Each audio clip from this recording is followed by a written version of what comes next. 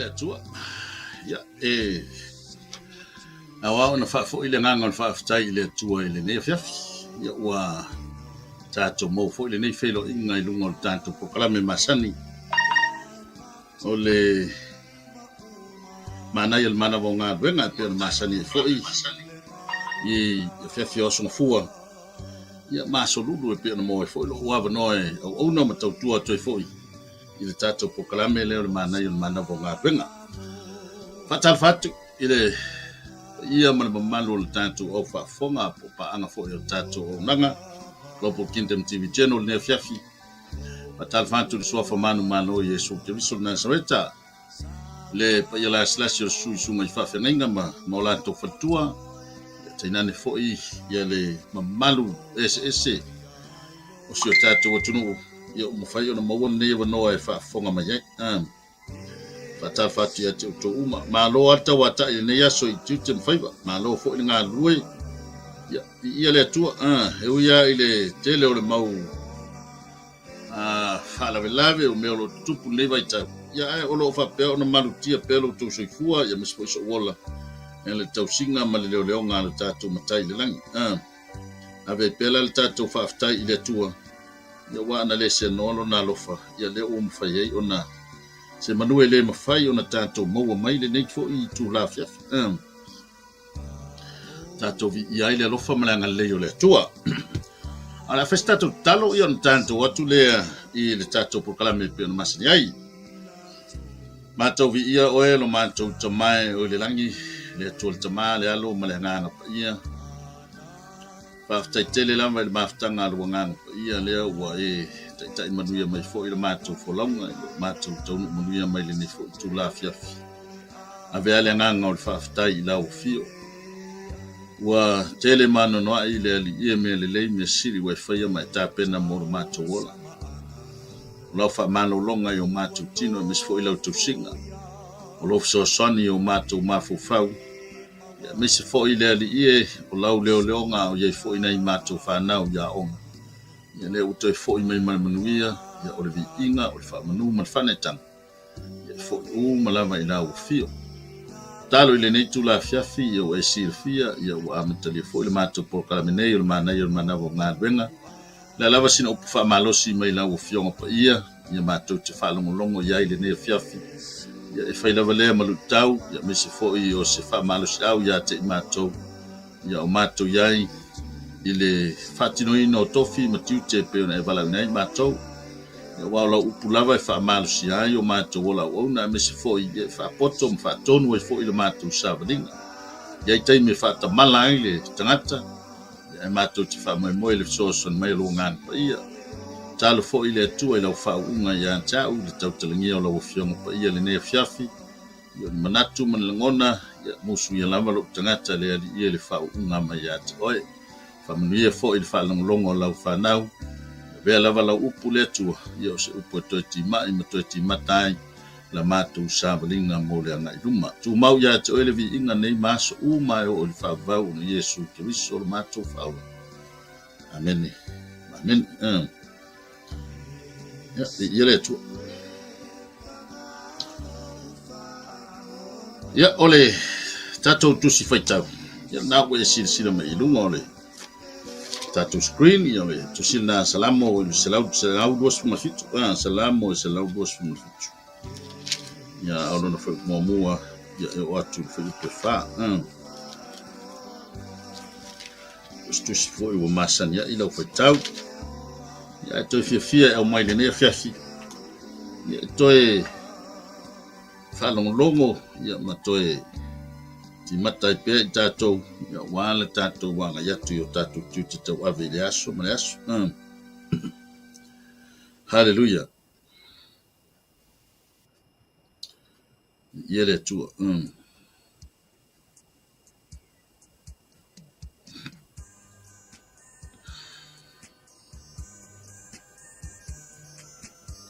praise the Lord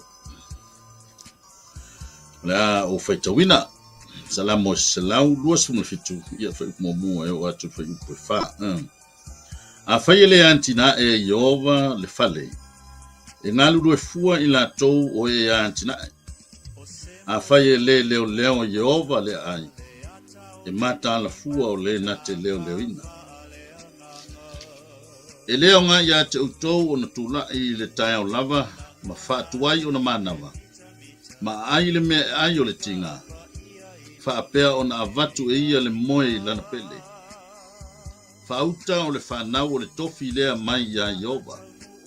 O e o whanau mai, o le taui lea mai ia te ia. Te pei o whana whana i le lima o le toa. E whapea lava atali i o tau de lea.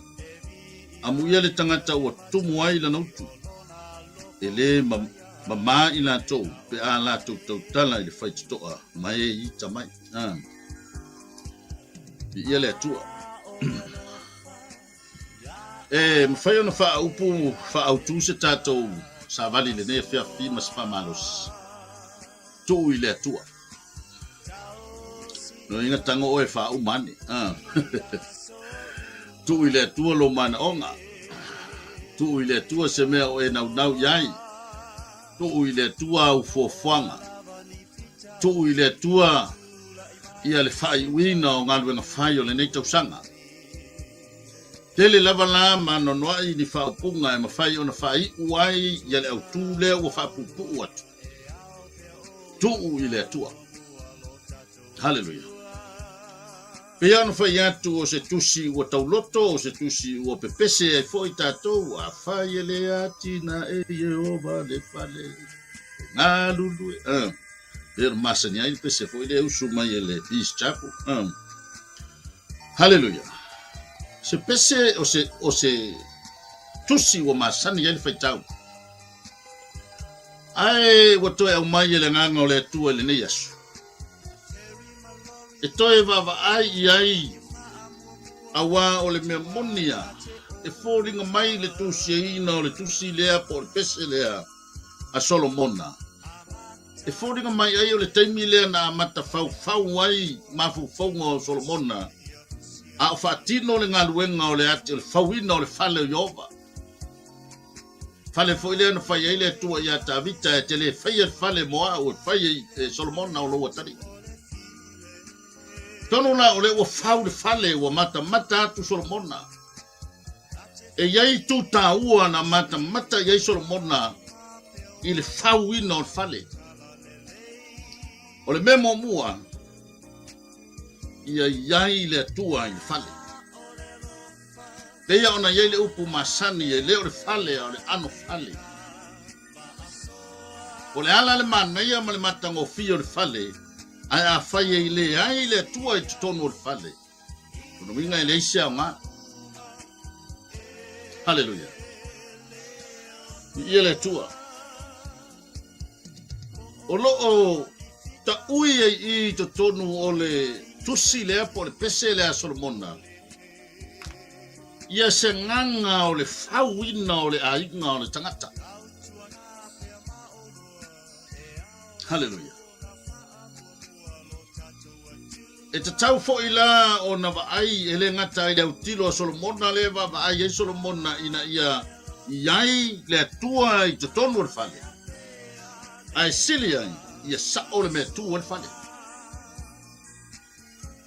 Ia saunga le mu le mea tu o le whale pe ona iai le upuna. A whai e leo e Jehova le ai. E mata ala fua i la tou o e leo ina. Hallelujah. O i leo te whai antu ai. E ui o se vaai e Solomona o le whale le mele te tilo iai. Hallelujah.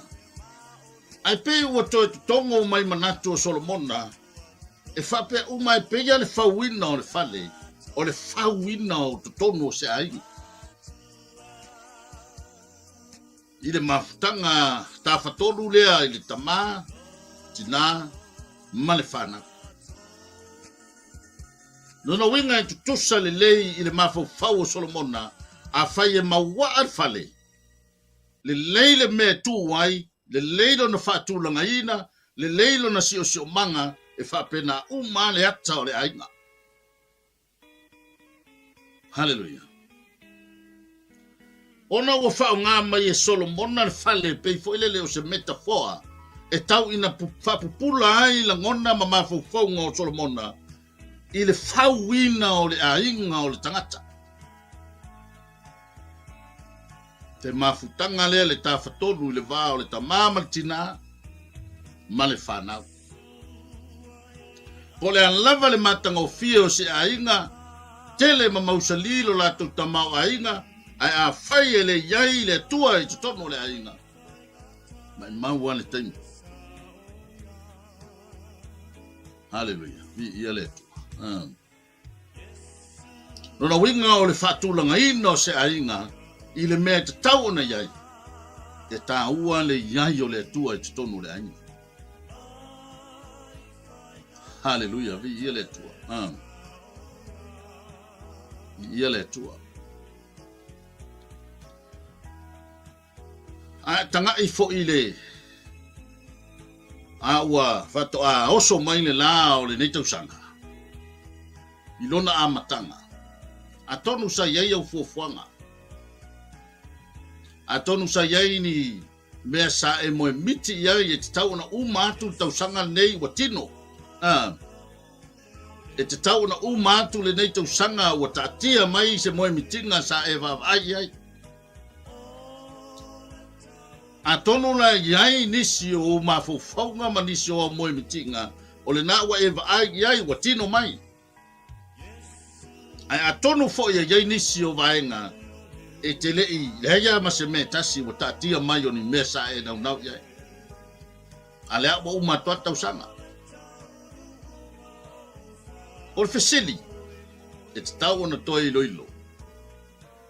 O iai le tua i te tonu o tātou fōwha.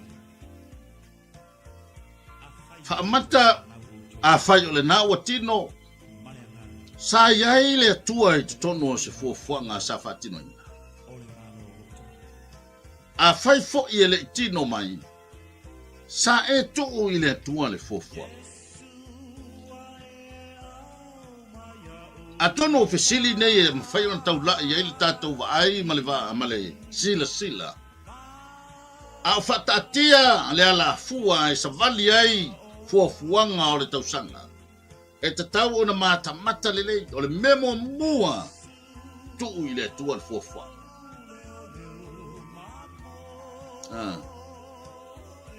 Tuu i le tua le fuafuanga e tau tai mai e le tua. E tapasā mai e le tua, e whaafoe mai e le tua, e whaasino mai fo i e le tua, pe whaafea on whataunu.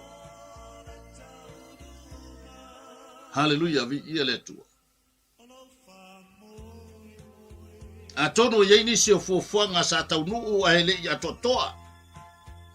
I on fisili fo i lana. Sa iai le tua i se fuafuanga sa whatino i. A tonu fo e iai nisi o fuafuanga na taunuu e na whaatino i le whanoanoanga. O le fesili sa iai le tua i te tonu o se fuafuanga.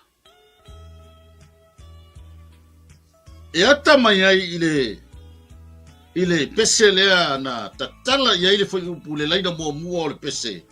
A whai e le atina e Yehova le whale. Nganu lue fua i la tau o e atina.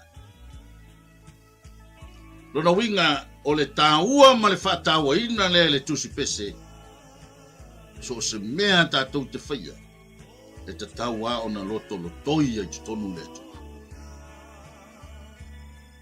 No winga a whaia au noa ma le tua, lona winga wo whai vale a tātou fuafuanga. Wana o na whai wa le aise whaunga. Wana o na whātau nuu wa le aise se wha moe moe. Pawale meo le tino uma. O le tāua leo le iai o le tua. Le anga o lona nganga pa ia na te au maia le poto ma le mawhauwhau ma le malamalama. Tātou te whaatino ai a tātou fuafuanga whai. Hallelujah. Koe mai ngā nurue fua e atina e. Pe a whai e le iai ova. Ia le tua. E mata mata le iai so tanga o fai upu e lua. O le ana tala noa le fale anga i Ie le oina. Mane mawhai o na manutia le leo le ai mane mea o lo tu o i fale. Ai oso mai le whai upu e lua. Whai mai le whai upu e lua. E lea o ngā ia te utau o na tūrai le tai o lava. Ma whatuai o na manava. Ma ai le me ai o le tinga. E whaapea o na watu o ia le moe i lana pele. Le tanga le tau whaapipi. Ia pia whai upu ia mua man whai upu e lua. O le aso na tō tanga. Mata o le asa so tanga o le manava o le tuaina manava mai le ngā ruenga. Aleluia. A ai me ai o le tinga. A watu le moe i lana pele. O le asa so tanga ma se pitanga ngai runga. I le whai upu i le leina mua ma le leina i lua o le whai upu le pesele. A tina e le fale. Le leo ina i ova le ai. O le asa so tanga na i whai upu e lua. So i ngā le na watu e se whaamatalanga ma sa ua ia mata i le tusi. Wa whao ngā mai e le whatu pese ia le whale lea. O se ata lea o le whauina o tātou ainga. Hallelujah. O se ata lea o le whauina o tātou ainga. Elena o na whau o le whale ntutua i leo le whale le nisi i tonu. Elena ona fau o fale na fatua ile ma fata la ia ile se no foi. Hallelujah. Ya yo le atangia mai le foi upu lua. Le atoanga o le mele tala noa ia le foi upu mua. E tatau ona iai. Ele tatau ia te utou. Ele au ngā ia te utou o na tūlai le tae o lava ma whatuai o na manava. O le whatawa ina leo le mafutanga wawala lata i tonu o ainga. E au ngā tātou ngā ruenga, tātou te whai ngā ruenga, e au mai le tupe, tausi ai te tātou whanau ma. Whatino ai mea tātou te mana na wai. Ai a whaasilia tātou ngā luenga o le eise so tanga ma se mafutanga ma le whanau. Ma le tina ma le whanau ia po le tamafo ia ngai le whanau. Nono winga e usu le tama o lai mo moe tamaiti. Al watu ma nei alfa mai o le posi. Te no foi, teki kako o vale whainga ngia le whias. Ia o vale futoa manawa mai le valu po le iwa i le po. Ai fua mai o le na ese le ono tai au. Al ese la ta mapo le tina ele feala ta mai. Ya le o to lui mai le ova. Ya ole la ngona fo o ta mapo le tina Maga mia si se le ngi mo vai as fo ranga o le o ka o mai fo fala la vele. Aleluia. Ya la le fainga venga e la fa fea ya le ngi fo I fala la ve o ka o mai sa mo Nga ka ngo fainga venga so mai singa se le ngi singa fa silinga o fa so. Awale na me o tupu mai. Venga la le o avel tato fa mo mo ai fo mai. O le ana e aru ese le ono le tai au. Te tau na manava po le tonu po le whae le fiafi e te sau le po lili mai tua whai mai. Ia ngofo e whailau o wangangi se ia le valu. Ia le ala le tonu. La tu langa o le au iai. Toi manava mai ua. Mo moe fitamati. Hallelujah. Vi ia le atua. O feo iai le mafutanga le tafa tolu lea na utala no antuai. Le mele le ai le tu o tato fo fuanga i le tua. Te roi. Ai fia over ever mai le tua alu fale. Wala farnga. O a plan o a fu fuanga ma me fata tia o tato ainga, tato tu i le tua. Te fua mai ai le tua le tato fa soa. Fua mai le tua le poto ma ma fo fau. Tato te ma fo fau tonu ai me te town fight. Na le leina o tala noa uia I sa uia faitau iai. O le so tanga wa wala lata le matua ma le whanau. Le o loo Fahata mai e peia o le tatau na malu le fale. Fa pena fo i le malu le o le whanau i le vainga ma le leo matua. E tatau na saunga le mu le fale. Fa lango le fi le saunga le mu e tau na fa mai e mataala i la to o e leo ina le ai. Ngā lua e a fai e leo Yehova le ai e mataala fua i la to o e leo ina. Winga o le ata o le saunga le mu o le mafutanga i tono le ainga. Tau ona le lei matotoa. Hallelujah. Ia le tua. E mana ia si fasi si unga o le fai upu le lua. E nei vaenga au le o tu le vaenga mulmuri. E le vaenga na ta ua mai. Fai mai ma ai me ai maleti nga. Hallelujah. Mana ia le lolo le sua moa. Mana ia le lolo le sua ma moe. Ma le falai pipi. Ma tau mafutanga i lungo le lau e pangalea. Mo le lama le taimi ma futa il tamama le tina ma le whanau ona o le. Eli na o le sua sele. Ia o ma lama le tau singa o le whanau. Le ala le mana ia o le manongi o le mea ai o le falai ma moe ma me le lei lungo o le lau. Ai le o lava ia le mafutanga le a matua ma le whanau. No winga le ai ma le ti ngā me ai. Hallelujah. Ia por fola to fo yo le me ai le umana ia le mangongi mai le falai e le ngia fa mai ko inga. Mo le la va mai la nga ruenga ko ku le mai ku fa mai le ai uma banga ia singa moe. Ale taimi le o man da ia le sa fai fa tasi le tamama le tinama le fa nau lungo le lau ai o i mo ai le so tanga mata ngo fi tala no mai ya lo waso ya mai da onga facility fa nau that housework fa o le so ta inga male so tanga le va vala lata le e mo i lungo le lau wai ai a fai wole ai se tato ma tanga va vala lata mana ya tato fa nau tanofa toi fesilia ile tua po o iai le tua i tonu o tatou aina. Po o iai le tua i le foa ina o nai o tatou aina. Ai male tinga me ai.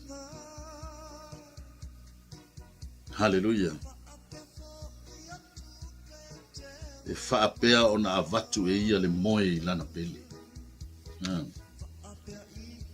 Glory to God. Hallelujah. Winga mana umia le malo longa. Mana umia le mafutanga lea. Ia mafana ma ia malu lelei. Doi fesili po iai le tua i tonu o tatu tapenanga. Po iai le tua i le fo ino na yo tatu ainga. A faiele ai. Toi tangata lava ia i tonu o siona ia loto i fale. Ole ia upu fo ia o ngā ia vai o unga ma le dea fiafi. Hallelujah. Po fa fea mai le matou mafutanga i te tau ma le tina ma le whanau. Toi su e ma toi vavai. Po o lava le taimi matou te fisoatai ma fisoatai ai ma le tina ma le whanau. Ia o le fasili fo le nā ia te oia le tangata whaalongo le mea fia. Ma nai o le manavo ngaluenga e whawhanga ai o tātou wola whaale ngana. Ina yo tato i loa ta pena lo tato wanga i luma. Ia wā lama lewa ainga o tato ainga. Mai lea whai upo e tonu. Whauta o le whanau. O le tofi lea mai a Yehova. O e o whananau mai. O le tau i lea mai a te. Mi ia lea tua. Ma na ia o le whaiu. A tele o fisidi ia o lo whawa ai i li tono le whaiu pure tasi. Lea o tātou wanga atu fo i le neiva yaso o le whaamna tuina o le. Le aso sāpa e pae o le whanau. Hallelujah. Fauta o le whanau o le tofi lea mai a Iova. E le i whaingo fie le taimi sa tātou te tano i le tua o le maua ni whanau. Ta mawha o loa mai o mātou i di whanau mātou tausi. Mātou te toi ofo atu mo oe malo finangalo. Eia te talo ana na wala awai ana i a hana i le tua. O aia se te au mai o te toi avatu ia te oe. Nau ta inga o hana. Fia maua se tamaititi se iau sapaia o tofi le mai le tua. Se i fai iei la unga luenga o le ale tofi. O le awa o le whaatonu. Toi vava ai ma whaasino le tamaititi le awala te taun savali ai. Hallelujah. Nau ta inga le nau hana. E whapena uma le nau ta inga o tātou. A o tau tapu e mai le taimi whato a tātou. Whai a inga ai. Ta maa o mai ni whanau. O mai ni whanau mātou te tausi. O mai ni whanau mātou te awao. Mātou te whasino ia te ila tau le awala te tau mo oe. A whi sili lane o toi nui ei ta ua le nea whiatafi. O whawhea mai le poi ino na ia tātou whanau. O whawhea mai ia le tātou le tātou tofi lea o le toi ta tai ino le whanau i le awala e ta tau an savali ai mo le. Whaamata o whawhea le tau singa o le tofi na o mai le tua i o tātou lima. Hallelujah. A whaia o le lei de mawhtanga matua ma le whanau i o tātou loto i le tua. Nanga i le ai se matua whawhetai pe a whaie le ai di whaingatai lau na yo alo. Hallelujah. A tā lofa e tele ana i whanau o whaia se whaingata o whanau le nei waitau. Toi whesili lea o a mai. Hallelujah. Lea o ino a tātou whanau. O tala whea ngai male whina ngalo lea tua.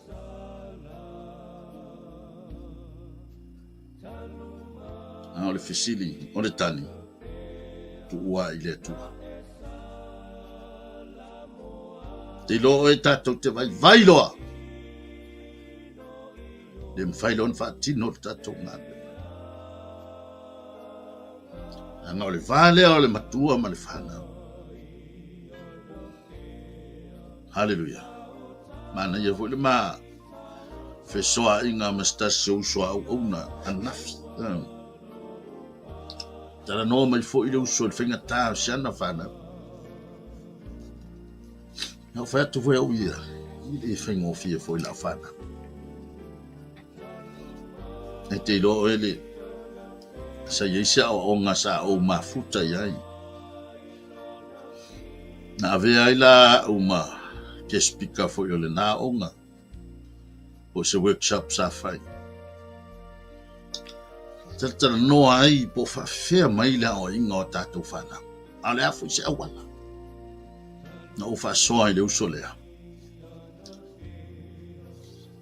Ono tātou sa tātou wola mai sa moa i le whaatonu ai sasa. Whaatonu a tātou i sa moa i le o ngā lau papa po le lua le wha. Ia lela o tātou i loa ua mawhai o sui ei o tātou o langa. Ona whaapea le o tātou ia. Aia o le awala lea e kau fwela mwhai e fwoi ka ko whaanga. Hallelujah. Te lo eno fa so le leilo wa o la fa now. Ai ma faio na e o tilo tu ia. Ai a faita to te tu maua i pea i le awa o ngale o tatou fa na we a o ai sasa. A o le fue. A o le tui. A o le futi o le ulu. I ro ai maskako me mawai. Sa o sa mo al taimi ro tatou fo i vai tau. taimi nei ua tupu le malama ma le ata mai le atua ia o ia tatou whanau. O ale upo le atua. Anga o le fo i fesili na mana ia fo i sau ninga le wai FC no tamata atu iai. Na fo i vai aso na o mai lunga o tatou penga o sotenga. Penga whaasala lau. Mana ia fo i fesili ngia po flease fo ai. Le pule le ola se tu lou le whaafonga. E te loe. O le tele au tali o vaenga ia. Nai matua. O leia te tātou o matua le fofo. Na o whaasoa ai se uso lea te loa. Tala noa le file mu ia tātou whana. Ia le taime la ngona le tamaititi. Pe a tu ui le atua. Tufa malia ia le upu. Whaasoa malia ia. Tuli vai le atua. A whaila tātou te tuu le vaenga le tua te loa. Ke ia se aso i lo vai atua e sentu langa ua. Respond mai e lo atali ia te oe. Ma sau wa e fia wa e. E a whai tātou te ava vau ma so ma whai e ka kukala whai wange walu ka mai kiki. Whai sisi mea le tala whengai. Alela o to tupu mai a te tātou le mawhawhau ma anga ui loa au kere o kengi a haraka mai. Ia au le mwhaim toi whawhau i merita mai titi. Ia wala leo ngā leo le upo le atua. Whawhawhea mai. Le tātou vana no whai ma le tātou tofi mai le atua. Lea pe ona whai mai le tātou mau ma le tātou matua le nea whiawhi. Se tasi o vaenga o le tātou upu. Whaauta o le whanau o le tofi lea mai a Iowa. O e o whananau mai o le taui lea mai a teina. Man, nei e o le nei salamo. Lo toi tala noa ma toi au ili mai ai. Le lipo ina o le li o lea ma le tawhatonu i le vā o mātua ma whanau. O whawhewhea mai. O tātou vāna no whai ma to tono o le tātou ai. Hallelujah. Fa mai e pei o whana i le limo le toa. E whape lama atali i o tau le lea. E iai moe mitinga sa e moe miti e lau whanau. Te manao ia tulai mai lau whanau o se whaiwheau. Te manao tulai mai lau whanau o le ase. I tua inga lumanai e tulai mai ai se lumanai le lei. O moe mitinga ia. E iei fo ini mea sa moe miti iai i tātou o mātua o le mawhai o na tātou au sia. Tupu mai ana e tātou whanau. Ia ole au waila lātou. Lo lātou tau mawhai i se whaatino ai le miti lea sa tau mawhai mātua e whai o le mawhai. Nanga o le au ngā lea o le whana i le lima le toa. A tuli kuria le koa le fili wale kau wale maua me i lo ma le ufanga. Hallelujah. Fa au le ufana fana. Ke ia le koa le mo e ke le kuri loa le u. Aya, aisa, le ole me wale ma fai na au ya tamo el toa. Fa au le ufana fana. Pena umale ata lea mo moli mai i le ata. O le whanau o le whana i le lima o le toa. Ni ia le atua. Na whailanta tau te nau e te tau o na whaau e le whanau le tatou moe mitinga. Hallelujah. Ta pu e le leina ia tatou whanau. Toi ta pu ele leina ia tātou whana. Toi tā mai le lātou wala mo le atua i tono le whale. Tono le moa le wala. Whea la walu iai, tulia le tātou te tālu. Uane ia vea le lea lofa mai o le tamaititi a te oe ma wala o le a whaangalo ai lo tofi. O le tofi mai le tua. Awane ia vele le maua mai o sautupe i loa tali i po loa fine ma mea o le ai whape ane ai ma i maua lofa ngika mai kiki. Hallelujah. Le ai o le tātou tofi mai le atua. Au le mea whaafitai. Au tātou talo ina ia. So longa le leila na sāwaringa le meo nofo ai. Nei se alenga o le whanau o le tātou tofi lea mai le atua. Alu aso e sau aso e toi fo'i e le mawhai o nānu ete le mawhau tamatiti. Lona tamama, lona tinama, lona whaasinonga. O le mānaia lea o le upo le atua. Nā te toi wha mawhana ina o tātou loto.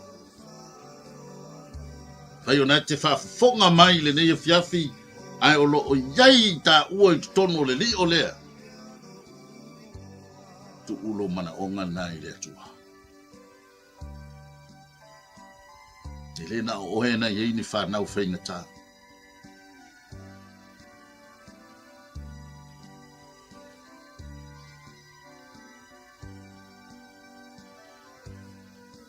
Hallelujah.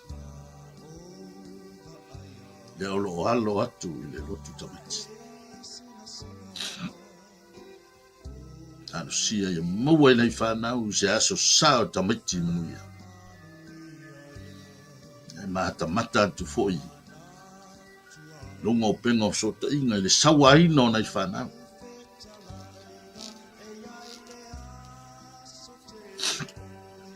Hallelujah. Le tofi. Whanau le tofi mai le atua. Hallelujah. O le tofi mai le atua. Inga, na au mai e le atua i o tātou lima, o le tātou ngalu e ngawhai. O le aputi puti o le tamaititi, tapu e le tamaititi, a oa o le tamaititi, tausi le tamaititi.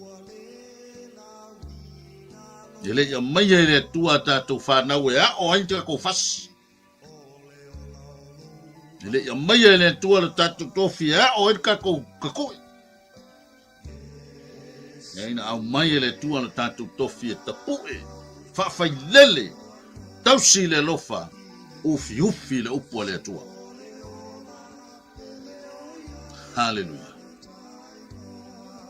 Tano e sausauina na ia tātou whanau le mana o le toto o Jesu Keriso. Le anga wa sawa whaamu o le afi.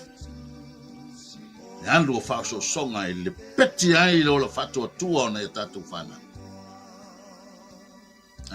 Awane ia vea le whale tono le tamatiti le teimine ma awala te whapea ne ai. Me siri umakua o lawa i loa le mea kaunwhai.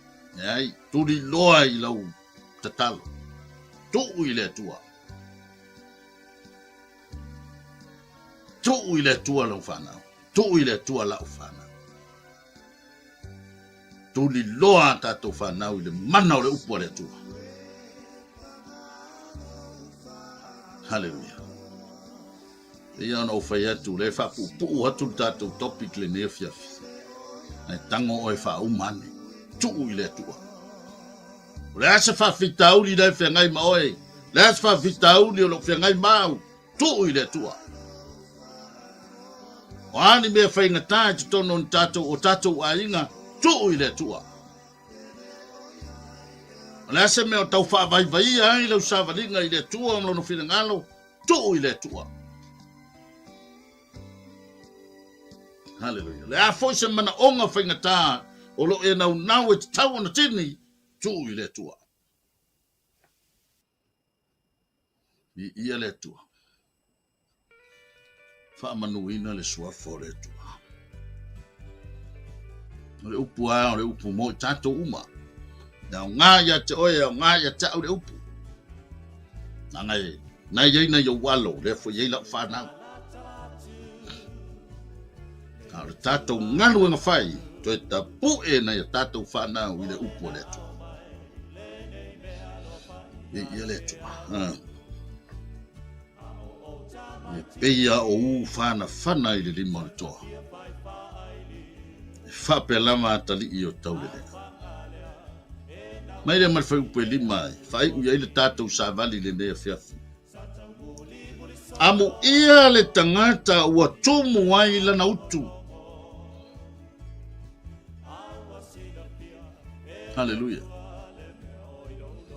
atala noa le utu o le fangu foi le tuu e uma me fangota ia fai o tangata e alu e fanga yo tamai ato foi le tuu me ia nga furu au o me uma ku ia marang fangu vai o anga me ai o le utu haleluia le utu o le tau le nao tamai ato lea o le ako fangoka ko inga ako foi le sa la uma ia mahakau o pa fangoka tiu supusi o me uma ngasu solo a ola nga saale le utu le ya na e mo mai le upu fole le ka ko sa fa oki le upu le fanya ya wasa ye le upu nga ba ye so to ina ya sola a ola nga saale upu le oka ya ko ma ki fangu o me fo ye wa fo le fa nga ki fangu e fa ibo me o pa le no pa fa ngo ko le kule ya sola o fasi se o supusi o fasi kipinga apa wa uma be uma la uma tono le utu le a o nga su ese makau pos ka mai matau fo le fa nga to in ele me fai ka o le ofiro nga le mai tono o nga sa lo le ai lalo sa e ngol fala nga vai le oka le mol mau me ese le tono le utu le ale fai mai le tala le tala le fai upe lima amu ia le tangata ua tomu wai lana utu te loe le te tongi tono le toi ina le mele tono le fangu lea e uia n tatou va ai atu e pe fōringo se la pisi kako va ai alai lo le leia le toi ina yel tei mea ngā ai haleluia pape ngā umala pusa fai ngā luenga leila loyo se mea o ke kau se fao si kudu le hase mea o ke kaki kia soro i lo whangoa se le harka na ko mai kongi kongo le ole nanga lau te loa yei le taimi e o ngā hai na le ango ale e o lau whanau i mea ia na utango a koe lau mai ma koe ku kongo ole apa whai ngā luenga ya koe fesili lo le tet ngai vai se fao skuru se whanmene whapala koe vai kongo pus whai ngā koe fo ia le te tango ia te ole au ngale nao mea ia la utono le utu anga ia le taimi e toi awa wai mai ai e taimi e toi wha au ngā haleluia vi ia le tua vi ia le tua e whi mai e ono wha amu ia te oe no faamu ia te oe pe fai o le nā ua tumu ai la utu tumu i mea o ngā ma mea lelei o lo e whanga ai lau whanga o lo e tausi o lo e leo ai lau whanga i leo e lo tamiti e le nā se lo tamiti mo tamiti o le lotu e toi wha manatu ai matua le tā ua o whanau. Toi wha manatu ai matua le tā ua o le tofi mai le tua. Ai lena o se loto maiti. E lena o se lotu e tau na o le whanau e oe pipese ma whai mai alatu tau loto. Ia o lo iai se fatu e tutono le loto o le matua. Se toi vava ai le matua o a mai lana mea lofa lena au mai le tua e tausi i le tua e whi mai nai wha amu ia te oe e whi mai e fo i le isi upu mai le fionga pa ia le tua o wha nau lea whi mai o tamai o live la tau te vanga vangaia tātou lau ai ele wingo le fa matalanga e te lo e te mele manongi ai lau tau sami ma lau tau maftanga pe ele va ai lau fana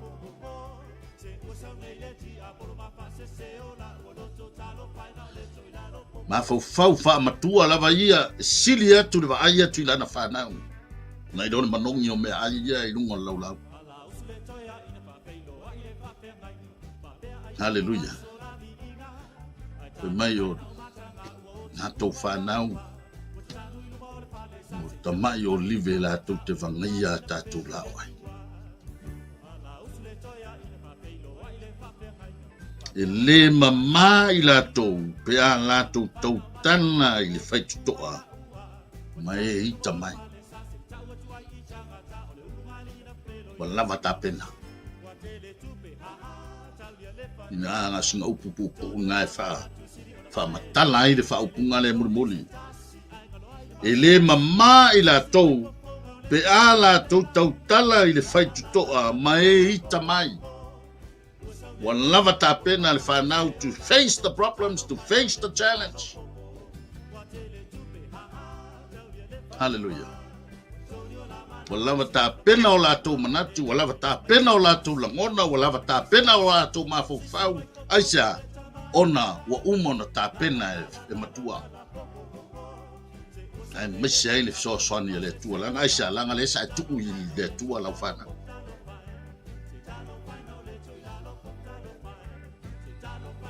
Hallelujah. Fai unga leo le tātou sāwale nene e whiawhi. Fai mai amu ia oi. Wa tumu la utu. Fai mai e le mamai la tau pe a la tau tau tala i whaitoa. Wa lava tā pena le whanau. Wa lava tā pena o la tau mafau fau e whawa senga ai la tau sāwalinga. Ele ngata i le sāwalinga i le tino i le tāpena ino o lātou ainga. Ai meise fo i le sāwalinga e whafsa ngai e mwhawhita uli. Ma mea uma o le a whafsa ngai i lunga le anga. Hallelujah vi i le tua. Se toi whamanatu le nea whiawhi a whai ua whainga tā tātou whanau. Tu i le tua. Aua tātou te la fwa i tātou whanau. Tu'u ai pēi lātou. Ni siri lau mātua tamiki o e whai la kou a inga kausi la kou whangau. Aua ngi koe vili meska mai kiki pēre skupe. No. This is our duty. It's our job. O le tātou lea matawhai oi na to tofi ai tātou e le tua. Pa ai e tātou whanau. Malu le fale, malu le taita inga alma tua. Malu le fale, ona o lo iai le tua i tutonu le aina. I le o le fale a o le ano fale. Le ai sewe au ngae matango fia ele vava ai mea tangata le manai o tātou fale. Ai o lo o matui tui. Mea o lo tutupu i tutonu le fale, ona isa e le o iai le nganga pa ia o le tua i tutonu le aina. Toi fisilia o ia fisilia o. Pe ia ona fai mai le amatanga le tātou mataupu. A fai ele atina e Yehova le fale. Ngalu lue fua i lato. A fai la ele ia Yehova i tutono o tātou aina. A fai ele leo leo ina Yehova le ai. E ai whawhita au le tupu. Awane ia vel tamau ainga ma awana te tai e se ai tātou. Mai le taita inga le atua i tutonu o tātou ai. Ia wha mua le atua, ta iana le atua, i le tātou sawalina. Ia o sawalina mo tātou le ne whiawhi. Tau ina ia alofa le atua e, soson mailo na nganga pa ia. Ia awatu fo il malama ia tau. Nei matua, ia tautua nā le tāpe nātu fo i o nei whanau, ia mo nātu aso pai. Te tono nau mai anisi fo i o aso o loto maiti. Nisi o e kālesia, ia e nāo se toi fau tuanga mai le manai o mana vau ngā luenga. Tautua nā tātou whanau o le tofi mai atu. Ia le upulea mo tātou le nei tūlawhia ia o na sofo Yesu. Se fua, ale awhele tātou tatalo. Whaftai tele tamai le. Fa unga luanga pa ia. Whaftai wei awa o I mātou mai toi wha manatu ia te I mātou. Ia lawa o na mātou toi wawa ai po e iai to tonu o mātou ainga. Po a fio la ua fio ia mātou fuafuanga ma mātou porokalanga. Ar mātou te talo wha ngalo fo I mātou. A whai ua whaasili so mātou poto ma so mātou iloa e tai iai o mātou ainga. E au noa malitu inatu ia te oe. Wha ngalo mai ia te I mātou. A whai fo ua sele tai te inga o mātou whanau. O le mātou tofi mai la ua fia.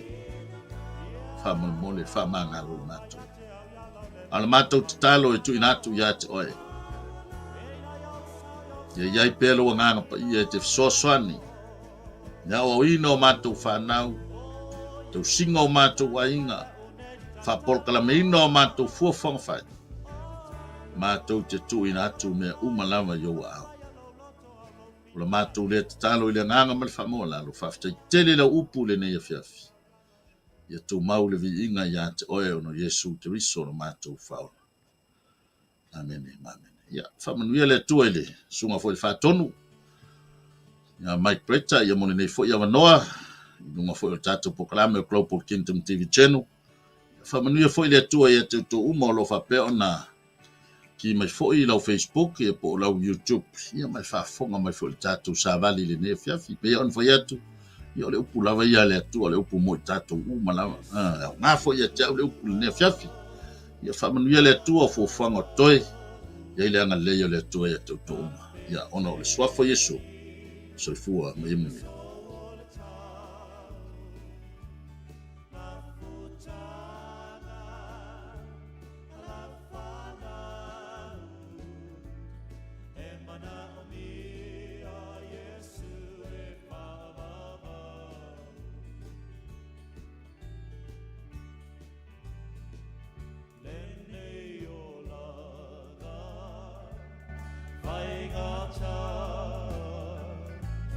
Soa ina ile tele o fa emana o mia se file mu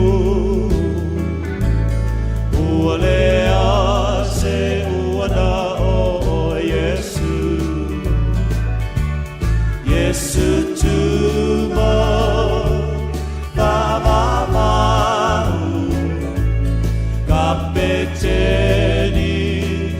il sole tau mafutanga alafanau emana umia Yesu e pababa